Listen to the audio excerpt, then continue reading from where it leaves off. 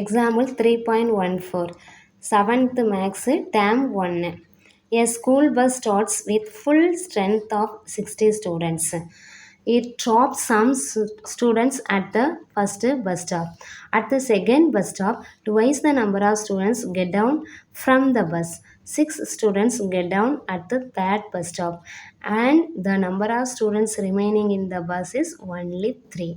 How many students got down at the first stop? என்ன கொஸ்டின்லாம் இருக்கு?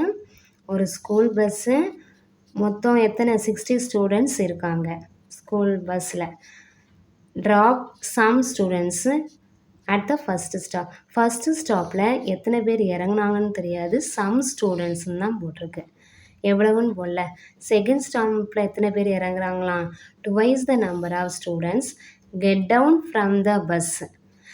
அதாவது ஃபஸ்ட்டில் கீழே கெட் டவுன்னா கீழே இறங்குறது, பஸ்லேருந்து எவ்வளோ பேர் இறங்குனாங்களோ அதை விட டபுள் மடங்கா, டுவைஸ்னால் டபுள் மடங்கு.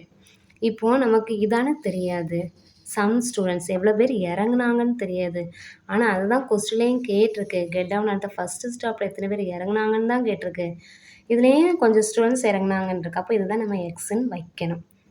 இந்தா since we don't know the number of students who get down at the first stop, let us take the number. இல்லைனா இப்படியே எழுதிக்கலாம், let the number of students get down at the first stop be xன்னு வச்சுக்கலாம்.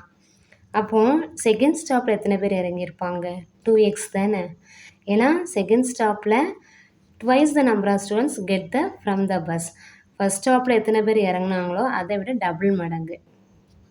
இதில் first ஸ்டாப்புன்னு ஸ்ட்ரெயிட்டாக கொடுக்கல, என்ன கொடுத்துருக்காங்கன்னா get down from the bus அப்படின்னு கொடுத்துருக்கு. அப்போ அதுக்கு மீனிங் என்னது, ஃபஸ்ட்டு ஸ்டாப்பில் எத்தனை பேர் இறங்குனாங்க அதை விட twice the number of students second ஸ்டாப்பில் அப்படின்னு போட்டிருக்கு.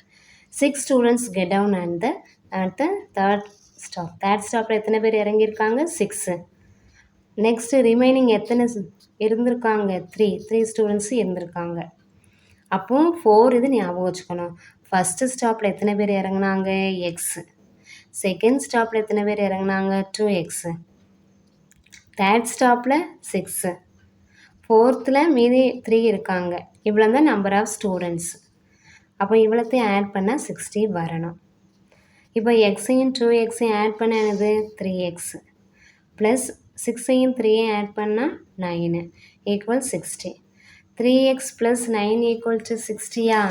அப்புறம் அதை எப்படி எழுதலாம், 3x + 9 = 60னா 3x = 60 ப்ளஸ் 9 வந்து ஈக்குவலுக்கு ரைட் சைடில் வரும்போது என்ன ஆகும், -9 ஆயிரும். 3x = 60லேருந்து 9 சப் பண்ணால் 51. x = 51/3. ஏன்னா இந்த 3 வந்து ஈக்குவலுக்கு லெஃப்ட் சைடில் 3 × எக்ஸ்ன்னு இருக்குது, மல்டிப்ளிகேஷனில் இருக்குது. அதை ரைட் சைடில் கொண்டு வரும்போது டிவைட் ஆகும். ஓகேயா? அப்போ இதை கேன்சல் பண்ணால் 1 3 is 3, 1 3 is 3, remaining 2, 7 3s are 21. அப்போ எக்ஸ் என்ன கிடைக்கு, 17.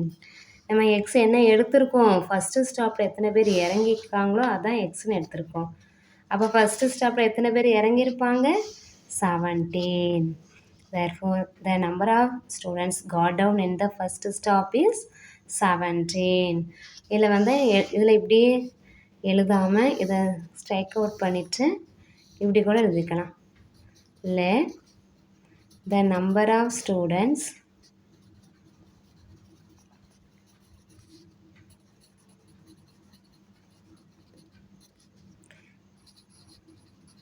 got down in the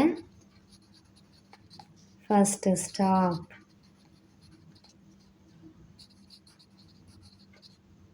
be x. நமக்கு தெரியறதுக்கு இப்படி கூட எழுதிக்கலாம், அந்த கொஸ்டின் அப்படியே எழுதி எக்ஸ்ன்னு வச்சுக்கலாம். Let the number of students got down in the first stop be எக்ஸ்ன்னு வச்சுட்டு நெக்ஸ்ட்டு இதை செய்யலாம். செகண்ட் ஸ்டாப்பில் 2x, டோட்டல் ஆட் பண்ணால் 60, இது வந்து எக்ஸ் வேல்யூ 17 கிடைக்கு. அப்போ ஃபஸ்ட்டு ஸ்டாப்பில் இறங்குனவங்க 17.